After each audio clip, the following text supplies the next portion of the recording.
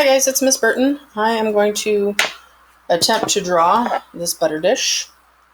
So I'm looking at shading and light. I'm going to draw with graphite. So I have this over to the side so you won't see it. You'll see my page. Okay, and it is roughly a rectangular prism. The top of it, the lid part.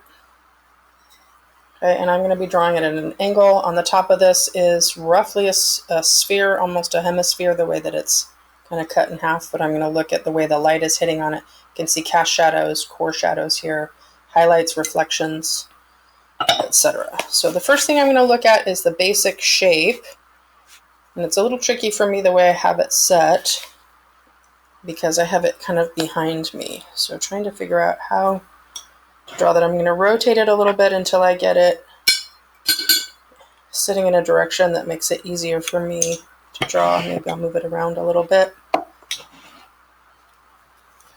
Okay, and because it's super close to me, it's a little tricky. So I'm going to draw this approximately life size. And I'm just going to kind of sketch. I'm using a 2B pencil, which is darker than an HB.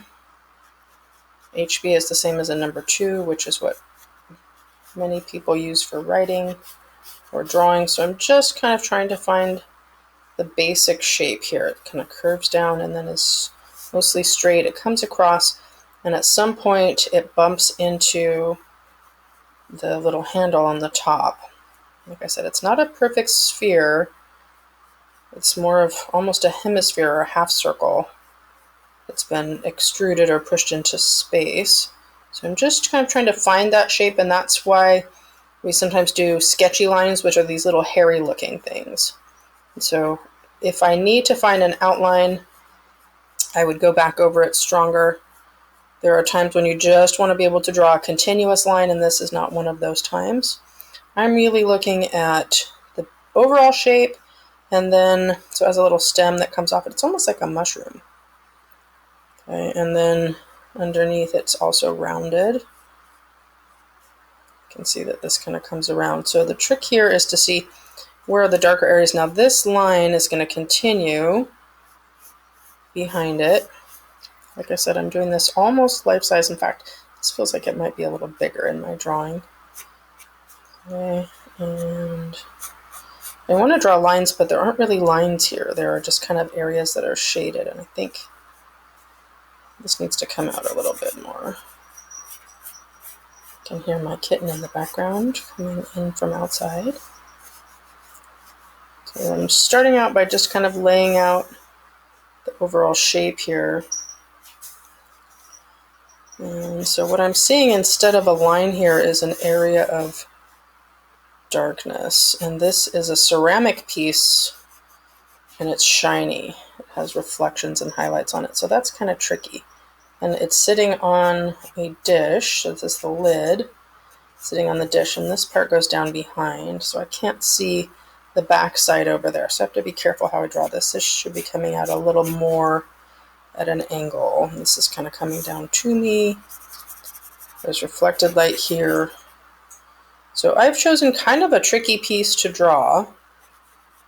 I'm just looking around my home for objects that are still life that I could draw. Still meaning it's not moving.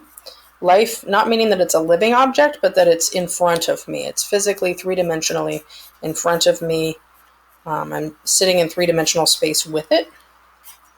So I'm not drawing from a photograph or someone else's drawing. That's not still life. That's drawing from a resource material, and this is from life. Okay, I do hope this doesn't come to life and walk away. So the beauty of still life is that it's just going to sit there. It's very patient with the artist. Now, it might help sometimes to just rotate your paper. If you're having difficulty, it was just really awkward for me to get my hand to move in this direction. Now I notice, because the light is coming from above and to the left, it's being blocked in some areas below and to the right. So down here is an extra dark area. And notice that I have a pretty sharp pencil, which seems like it's a good idea, but can be a problem when I want to fill a thick, dark area. So this is dark here. If I turn it back. Okay. So I'm looking at my object. I'm comparing my object to what I'm drawing. The curve of this dish comes around. So I can see that this part is loosely based on a rectangular prism, but the bottom dish kind of curves up. So with this figure here, I can use the idea of a rectangular prism. So it helps me to use the side of my pencil instead of straight down the tip when I want to shade in large areas. And so there's a darker core shadow in here, and it gets kind of the darkest in here, and then it fades out. So I don't want an outline here. You can hear the traffic on the road near me going by outside. Sounds like a motorcycle. Just going to notice it and keep moving. So I'm really looking at my object to see where is it dark, where is it light, and there. What's happening in here is the darker area kind of stops on my object because it's in here, it's reflecting the light when this dish that it's sitting on is kind of bending up. So the light is coming here, it's hitting here, and it's bouncing back here. So that's why I'm seeing a delineation or kind of a line where it suddenly gets lighter, but there's an actual line there. So I'm going to just notice that. And I'm just going to quickly put down the graphite. So I'm just laying down graphite here. And this is going to fade, but I'm looking to see, sometimes it helps to kind of squint your eyes and see where the darker and the lighter areas. Now this isn't white here, it's just lighter. But like I said, there is kind of a line, and it's a little bit darker in this area here. So I can go in just a moment with my finger and really smudge all this, because this kind of texture doesn't show up on my object that I'm drawing. It's very smooth, and kind of stopped here. Now I'm aware that if I put my hand here, I might smudge this. So something that I could do is I could bring in a piece of paper to put down, and I'm just looking for a blank piece of paper that I might have, and I don't know that I do. But I could grab any one piece of paper that I have around. Let me see if there's anything that's not a problem. Okay, here's this one. So I can just set that down on top of there to protect my drawing if I'm concerned about that, which I kind of am. So I didn't quite finish the outline here, so why don't I do that? So this comes over here, this curves around, and suddenly gets pretty dark here because this is where the cast shadow from this object, the light is coming this direction, and so it's casting a shadow, it's throwing a shadow onto the object. So I can kind of follow that and see how big is the lip of this dish here. So as it comes around, kind of appears to come forward from this object. And I do see a cast shadow here. So if I'm coming around the back side of this, the light is being blocked on the dish. It's kind of coming up this way, it's coming out this way. I have more than one light source, so that makes it a little bit tricky. So it's extra dark here, and it helps to use the side of the tip of my pencil to get more graphite all at once. So this is a situation where using a traditional wood pencil with the thicker lead is helpful compared to a mechanical pencil that has the thin tips, the thin leads in there. Some students like to call those a lead pencil. Its actual name is a mechanical pencil. Now I'm noticing right next to this, the edge of this object, it's extra dark because it's blocking the most light. So I want to be careful with that, but it kind of fades out. And so what I'm really looking for to get a good drawing of my object is how is the light bouncing off of my object. And I have areas where it's really bright, but up here, this is a little tricky in here because it gets quite dark. I have a cast shadow coming down from this object. I have a core shadow on here, and this is going to come up here. And that kind of crescent shape that you get when you're drawing a a sphere. This is based on a sphere, but it's not quite a sphere. It's like a kind of a squish. If you made a sphere out of clay and then you kind of squished it, is what it looks like happened here. So this gets pretty dark. On this side, there's a reflection in here, and I can outline that or highlight where the light is really catching. So what that tells me is the rest of this isn't exactly white. It's really, really light. So I might just want to go in there and just add a white area, and there's kind of some reflections in here, but I think I'm going to do myself a favor and kind of ignore that just a little bit. But I outlined the highlight so that I could catch that. There's a bit of a highlight in here, which is a little bit odd. There's kind of a reflected highlight along here, so I could kind of grab that and outline that. If I want to make sure, this happens in shiny objects. You have these kind of shine areas, and it's an area where light is reflecting off of it. So I see on the top of here that shape, and I see a cast shadow that comes out over here. And I'm just going to go lightly because you don't want an outline on a shadow. An outline on a shadow is going to look incorrect. So I'm just looking to see, where is it the darkest? It's dark there, it's dark here, and then it kind of fades. So shadows do not have harsh outlines. It's pretty dark, and so again, I'm using the side of my pencil to lay it down.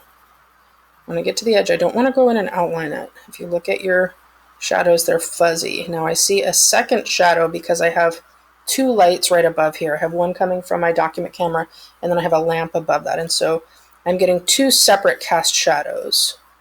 So I have one that's more round, and it's not as dark. So I'm going to go back in and darken this one up to show that contrast. Contrast means difference.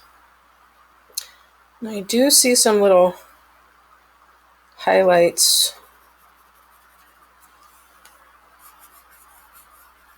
that are happening in the shiny surface here. So that can be a little tricky. I caught the highlight here, and my brain wants to tell me that this object is white and my paper is white. So my brain wants me to just leave it white, but what I have to recognize is what I'm actually seeing is a very light gray. So where I saw the reflection coming up from this shape here, where the light is bouncing off this white surface and hitting here, it's doing the same thing here that it's doing over here. So I actually do see kind of a sharper edge because it's reflecting. It's not a shadow, it's a reflection. So this part's a shadow. You can darken it up. It's usually easy to make something darker than it is to make something lighter.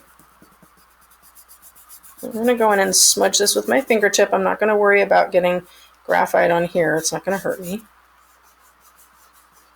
Okay, so to add in those lighter values, you can go in lightly with your graphite, but you can also go back in with an eraser. So if I want to bring back the light area here where I see a highlight, because the light is bouncing off there, I can just go back in with my eraser once I've kind of smudged that a bit. And I see a light right there, so I want to protect that. So I can always go back in with my eraser and grab that. I'm going to squint at this a little bit and see where is it lighter, where is it darker. Like I said, there is a shiny area here. So if I outline that, I can protect that. I can go around it. That was my cast shadow there. Cast shadow, where I don't want to have a hard edge. So I'm just kind of working back and forth with graphite and seeing where do these things catch here. Now I'm seeing a little bit of a reflection in the top here that's reflecting the light underside here. So I'm going to just come in with light graphite here, and then I'm going to come back in and smudge it with my fingertip. So I don't want harsh lines because when I go to smudge them, that's not going to do very well. It's going to leave sharp edges. So I see a little bit of a slightly darker area here and a slightly darker area here. So I can kind of look at what's the shape of that cast shadow. And again, I'm seeing reflection, so I'm getting kind of a curve there. It's extra dark in here. And it's really light in this section. There's a really bright area that I might just want to come back in and grab with my eraser. And an eraser is an imperfect tool, so I grabbed a lot of white space there, and I don't want quite that much, so I can kind of go back in. This gets a little tricky. So as I'm moving my graphite, I want to kind of protect that area there. Okay, and I can see that this section here is a little bit extra dark. So I'm just working in with the light and the dark. And how can I use my fingertip as a smudging tool? In here as well, and here as well, to blend out that graphite. And remember, I have an eraser. Eraser is a drawing tool.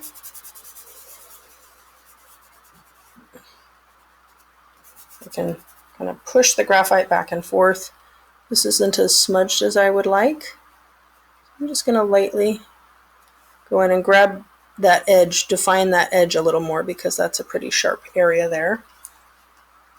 Okay, and one thing that I haven't done yet is the cast shadow from this entire object. So I have a cast shadow that's coming off of this shape here, and I have, this is darker here too. Okay, this is a little bit darker here, underneath this space. So it's contrast or difference that really shows us these spaces. In this case, we're just working in value, darkness, and lightness. And so black, white, grays. Mostly we're working with different grays here. Medium grays, darker grays, lighter grays. A little bit of, and again, I want to protect this. Put a paper over that. And I can use my eraser to pull back up graphite that ended up where I don't want it. So I don't want to go in super dark. I can always darken later by going over something with more pressure or just adding more graphite. But if I go lightly, then I can erase areas where I didn't intend there to be graphite.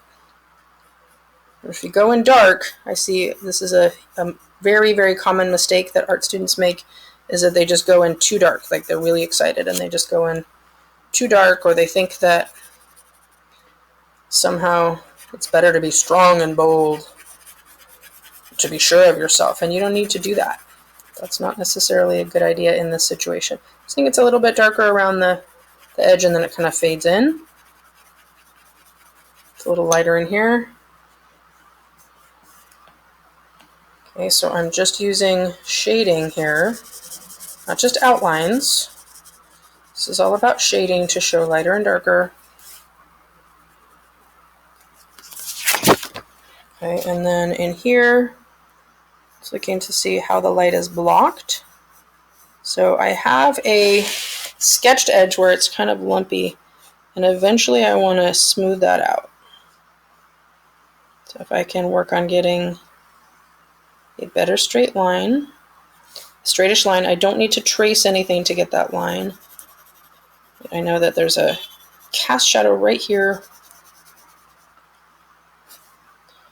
that's extra dark. I'm looking at my object and where the light is blocked. So the light is being blocked here. I can hear cars out in my parking area where I live. And that's okay. It can really help to go in and blend these areas. Okay, so it's starting to come together, and I notice that there's more darkness along this back side here. So I can bring that in because it's curving and the light is hitting here most, and then away from it, it's being blocked. So there's kind of a dark area in here, and you can experiment with how you're holding your pencil to transfer that. I don't want it to go down sharp because then I get these heavy dark lines that it's really hard to blend or erase if I need to. Okay, but I can go back in with my eraser and pull out the really bright stuff, or if like I'm smudging the edge here, I can use my eraser to get a nice clean edge again. So these erasers are really helpful. It's just a white plastic eraser. It doesn't need to be any particular brand. Now, I don't know if there are any more of these left at school. I bought 14 of them. They just came as a set of 14. I'm going to kind of tap my eraser to pull up graphite on the side that's going to be the lightest. And then I can go in and blend again with my fingertip. I can clean up that edge a little bit.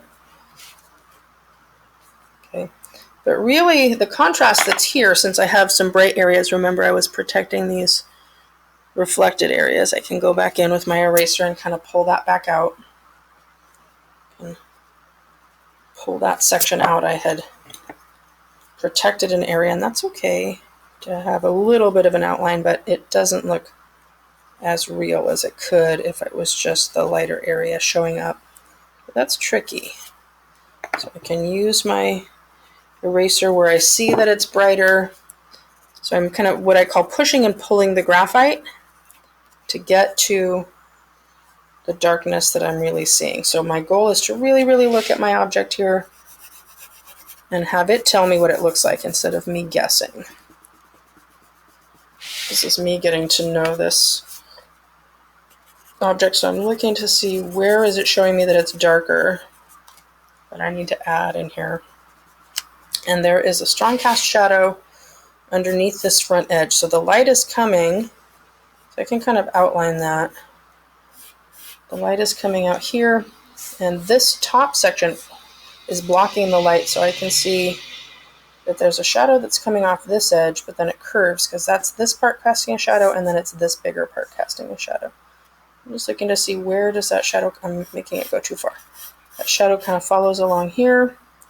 So I'm just sketching lightly so that I can erase. And then there's this elongated or stretched out shadow over here. That's this cast shadow. And I want to see where is it darkest. There's a kind of a light reflected edge here. So I'm just going to go around the outside and see where is it darkest and lay down the graphite heavier where it's darker. It really does help to use the side, and then I can blend that out. So I can pull it out, and it's going to fade out a little bit as it gets farther away. And remember, I don't want an outline on that. So even though I went in really lightly, don't be afraid to use your eraser. It doesn't mean you're a bad artist. It's not at all what using an eraser means. So this is darker here. And I'm going to mention using that eraser, pull out the highlight where light is bouncing a little bit here. And it's not that light. So I'm pushing and pulling the graphite. I'm noticing this curves up here. And it's not bright white here. It's maybe just a lighter gray. So this has a reflection off of here. This edge, it's going to get pretty dark as the light is blocked underneath it. So that's what I'm seeing here. I can clean up that edge. I'm in a bigger hurry than I normally would be in doing a drawing like this, because I want to have a video that's not too long, and I have a class to teach in just a few minutes. So I'm just going to really keep looking at my object and see how dark is that. I can always get darker. So I'm going to start off a little lighter with my cast shadow, and then I'm going to go in and make it darker. I'm going to cover this up so I don't smudge the graphite too much. I'm just going in with the edge of the side of my pencil to really lay down the graphite. Okay, and I'm smoothing out the edge, but I'm not doing a hard outline. Shadows don't have outlines. They get faded towards the edge. And they're often extra dark right up against the object, but they're still going to fade. And fade that toward the edge, and then I can go in and smudge it with my fingertip. And a shadow often has kind of a fuzzy edge, so if you get a fuzzy edge there, that's okay. In fact, that might be a good thing. Okay, so I'm starting to get that cast shadow for my object here, and it's starting to look more like a real three-dimensional object, and that's our goal with still life. Anything that we draw from life, we are sitting right next to it and occupying some of the same space and sitting in the same light. So this is pretty dark as it comes to the edge. I'm just double checking. Like I said, I can always make this darker. Fade it. It's kind of messy there, so I can clean that up. And this is a lot lighter here than this is, so I can add to that contrast and really go in, look to see how is that light edge coming in there. Where's that coming around that I am not really seeing? This takes a lot of focus to really get how the light is bouncing off of these areas, especially with a shiny object like this. Okay, and this comes down a little further.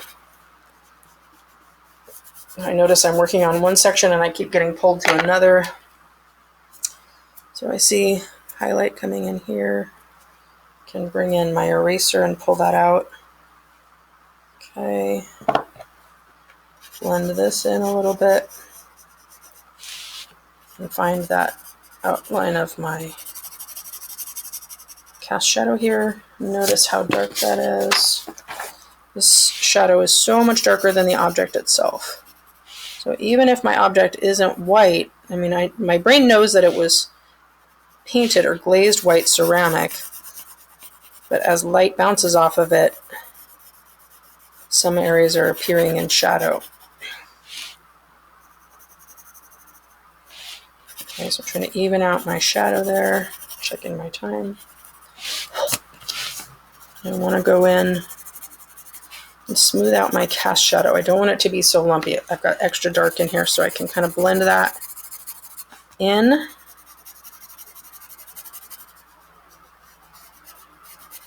I'm using the side of the tip of my pencil. And oops, get a little bit excited there. For areas that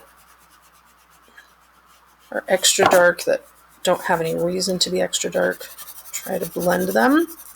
You can blend with the pencil itself, you can blend with your fingertip. And being in a hurry is often not so great, but sometimes giving ourselves a time limit can actually help.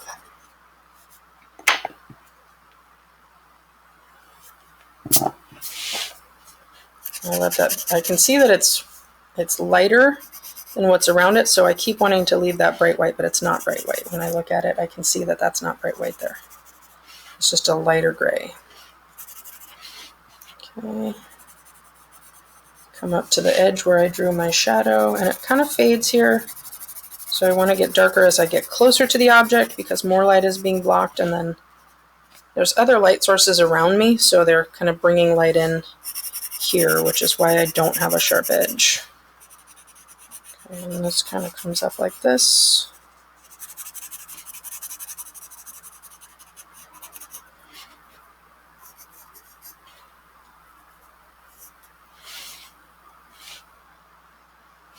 So I'm looking back and forth and seeing what still needs to be done. Not quite done with the shadow. Let's do a more careful job there. I can blend with my fingertip, and again, if I end up pushing the graphite out, I'll just come back and clean that up with my eraser in a moment. So I want to really blend that in, and I can just clean off my fingertip like that. I can wipe it on a towel.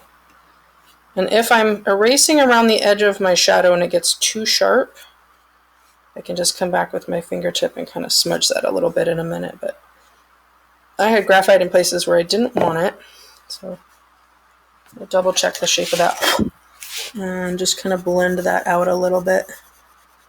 Just soften that edge up. I think I'm about done. Yep, time's up. Okay, so here's my object. It's not a perfect drawing, but there it is. And blah, done.